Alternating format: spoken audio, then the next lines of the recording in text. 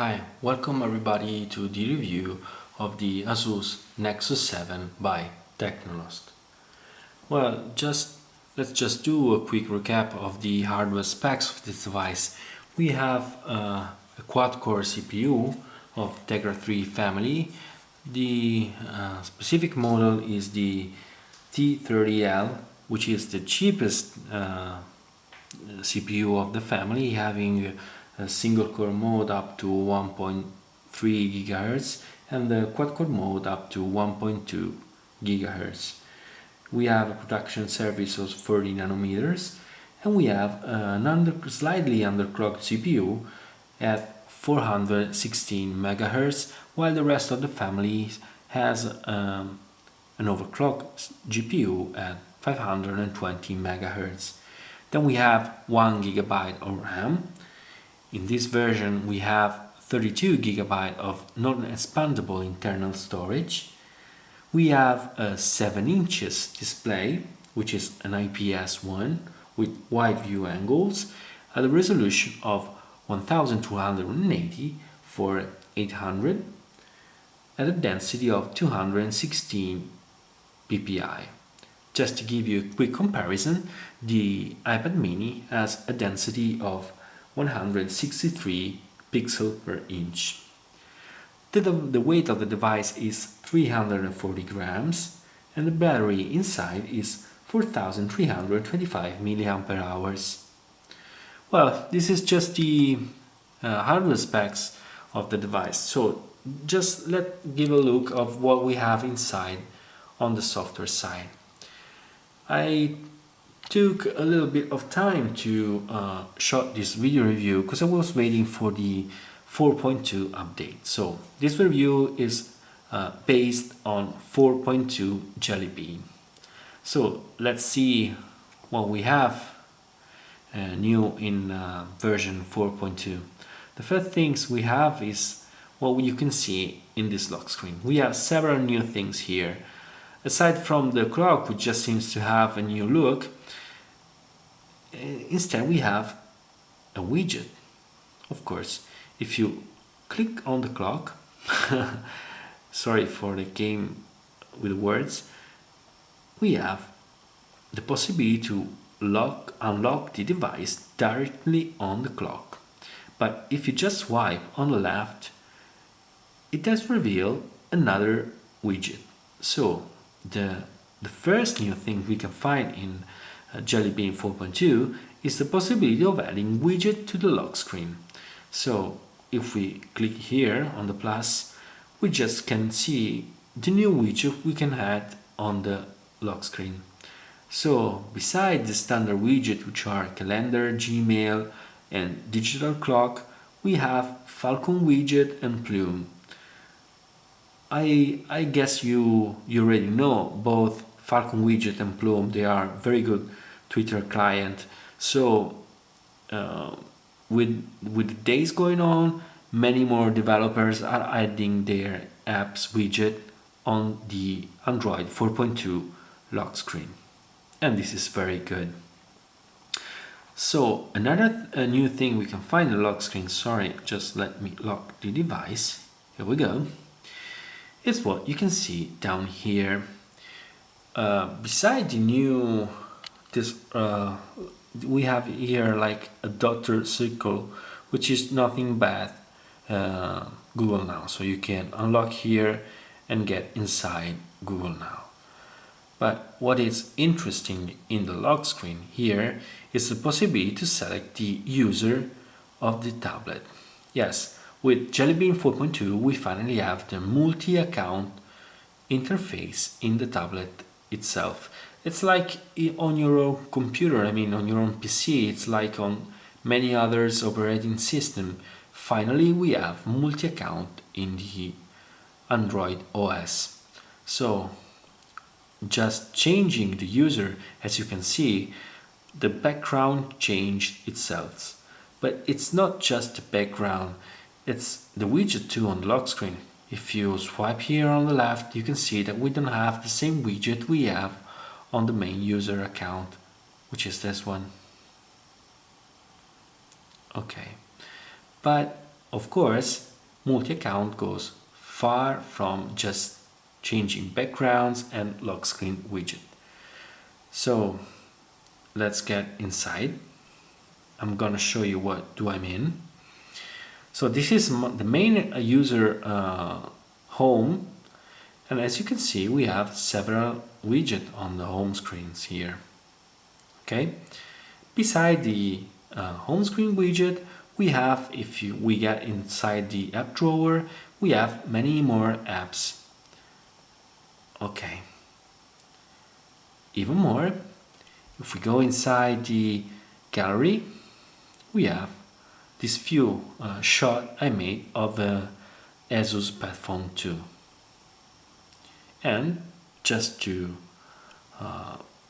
add something more, if we get inside the music app, you can see I have many songs here. Okay, now, and here I'm just going to introduce another updates of Jelly Bean 4.2. We have two bar right now. One is on the left, which is the all good notification bar. Okay, we don't have any kind of notification right now. On the right, if you swipe down, we have the new quick settings bar.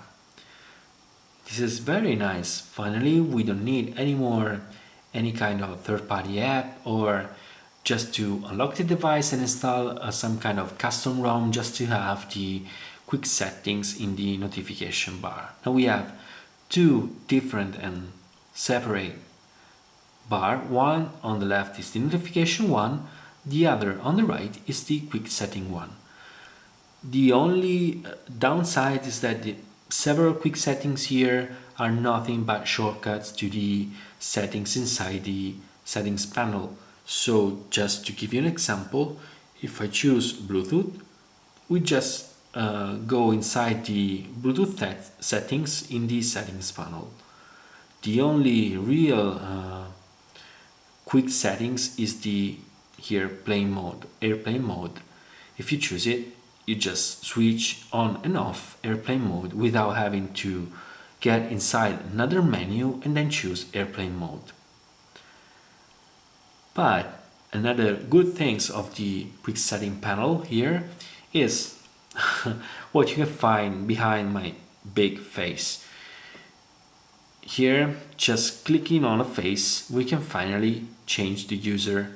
So, hope you remember the home widget, the gallery pictures, the music app songs, and all the apps I had in the app drawer of the main user.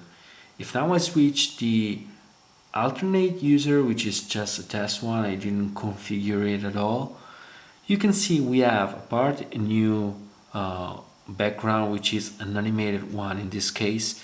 We have even, first of all, other widgets on the home screen. So as you can see, we have different widgets from the main user. Then if we get inside the app drawer, we have different apps. And of course, these are just the default apps you find in Jelly Bean when you start the device. Then if we go inside the gallery, you can see that we don't have any picture at all.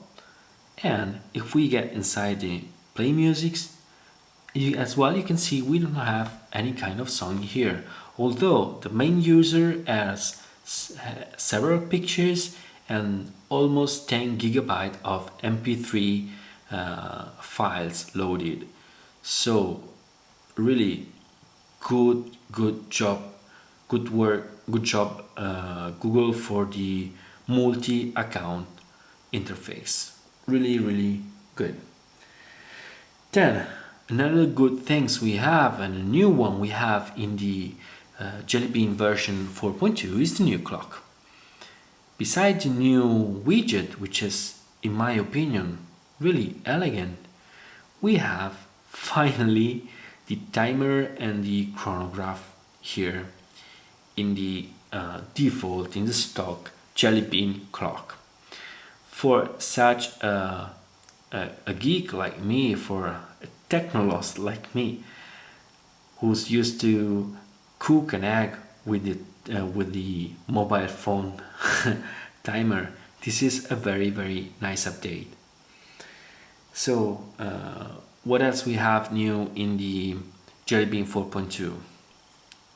We have finally, sorry, I have to change user because I didn't configure it in the test user.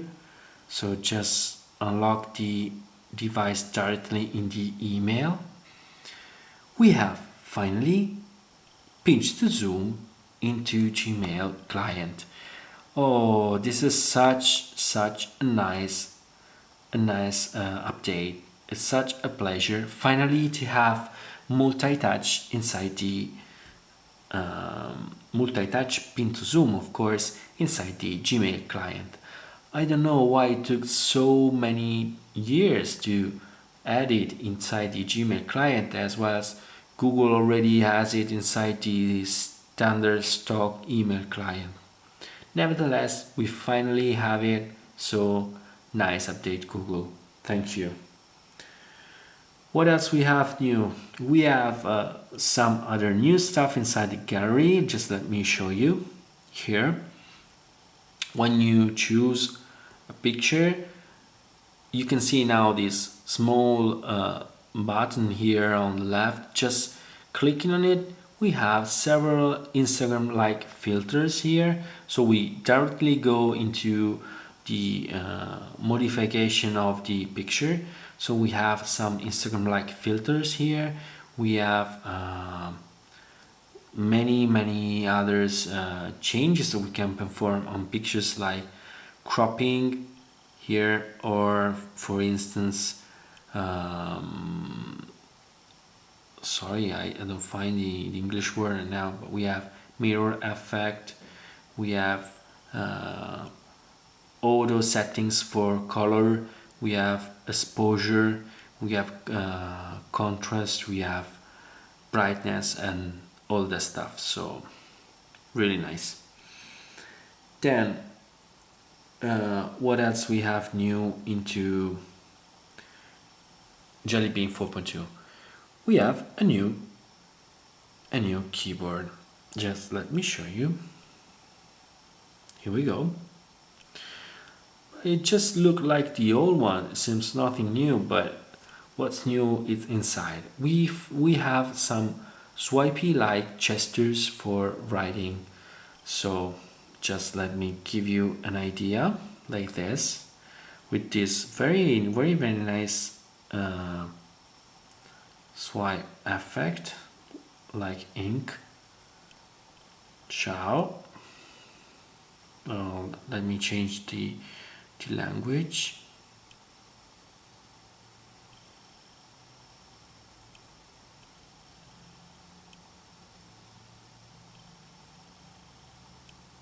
Here we go. So quite nice.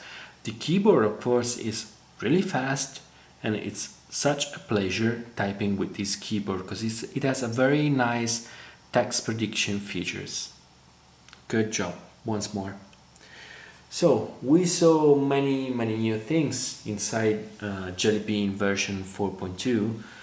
Now let's just go on with the multimedia side of this device. We already saw the new stuff inside the gallery. This device doesn't have a default camera app, like it just have the front-facing camera, so no default camera app.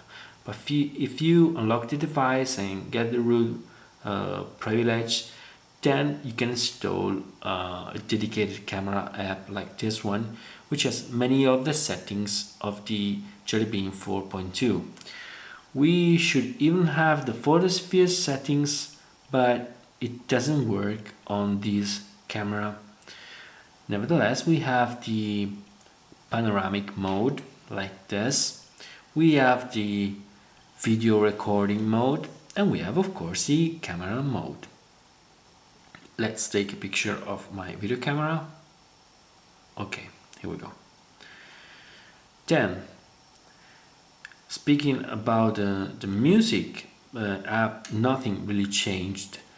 What I can tell you about the sound of this device is just it has not a very high volume sound from the headphones, so nothing too bad, but definitely is not too high too. Then speaking about multimedia side, I can even tell you that this one is such a great device for gaming because we have the Tegra 3 family CPU and GPU.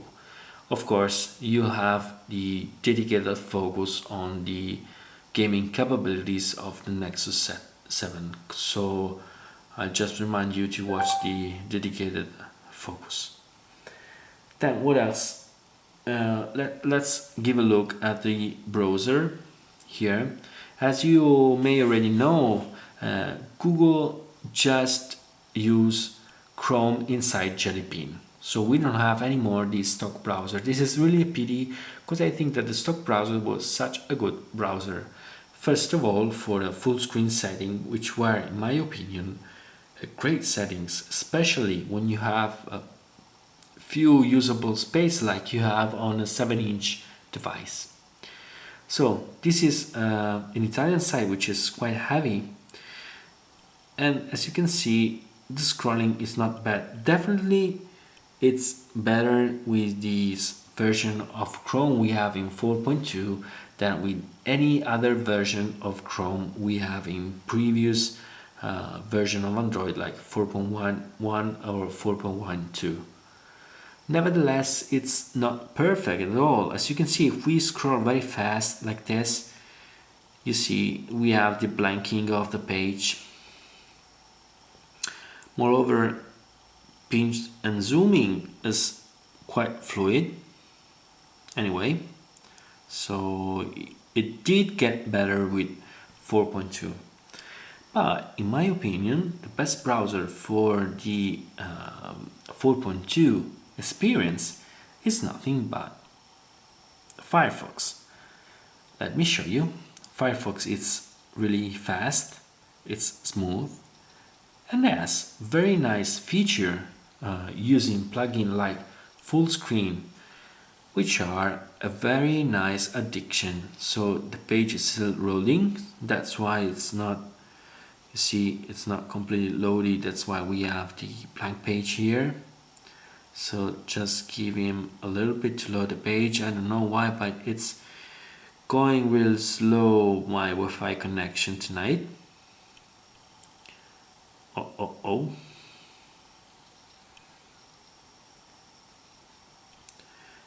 Let's see. Anyway, while we, oh, that's why. And we have some problem with JavaScript inside the site.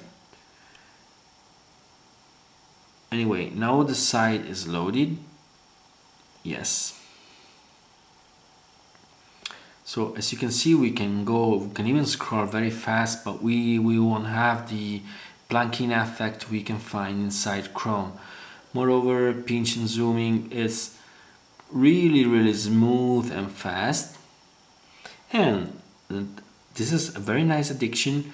We have via a dedicated plugin, we have full screen browsing, which is in my opinion a great addiction of a 7-inch devices, because we don't have, you know, such a big space for viewing the page. So it's really nice to have full screen browsing inside the browser. Well, this is more or less anything about this device. So just have a fast recap of pro and cons.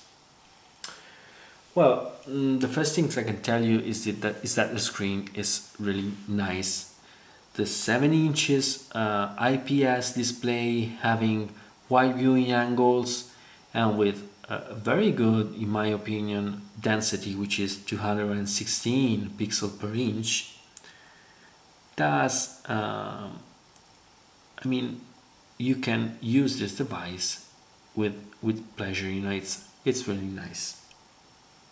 although it doesn't have a great saturation of colors like you can find in some other LCD display like Super LCD 2 in 1X or in 1X Plus.